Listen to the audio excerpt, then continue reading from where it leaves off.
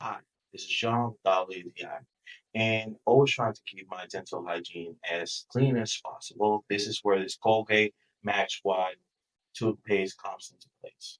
And there's several things that I can list that I like from this toothpaste. First of all, it's minty, but at the same time, it's not too powdery, or it's just not gonna feel like maybe some of your gums are gonna be hurt.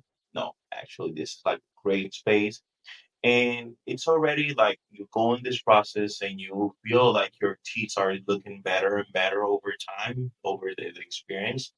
I constantly am pressure post constantly smiling and showing my smile as a presentation, like my resume. So even in the videos, I'm here, I'm doing this like in my daily life, in my in my lifestyle. So trying to keep my teeth as clean and it's nice, presentable, always keeping like a nice smell is due to products like this. It just does the job perfectly. So this was Sean with all ATI. That was my